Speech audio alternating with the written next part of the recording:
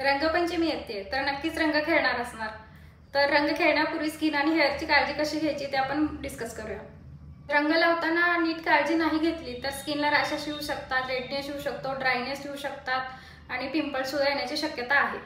आता आपण नेहमी स्किन आणि हेअरची काळजी घेतो, पण आपण आपल्या डोळ्यांची आणि नखांची काळजी घ्यायला विसरतो. तर रंग खेळताना नेहमी गॉगल तुम्ही घाला, म्हणजे डोळ्यांना कोणतं इन्फेक्शन होणार नाही.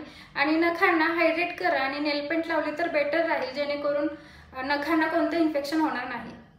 तसेच ज्यावेळेस थोडे लाईट कलरचा यूज करा, म्हणजे गुलाबी, पिवळा, हिरवा.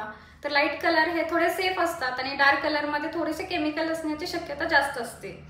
तसंच तुम्हाला तर सुरुवातीला माहीतच आहे की फेससाठी सुरुवातीला क्लिन्झिंग करायचं आहे, त्यानंतर थिक मॉइश्चरायझर अप्लाय करायचं आहे आणि त्यानंतर एक सनस्क्रीनचा लेअर. शक्यतो सनस्क्रीन हे वॉटरप्रूफ असावं, जेणेकरून आपण पाण्याने सुद्धा रंग खेळतो. पण शक्यतो ड्राय कलर यूज करा, म्हणजे कोणताही साईड इफेक्ट तुम्हाला होणार नाही.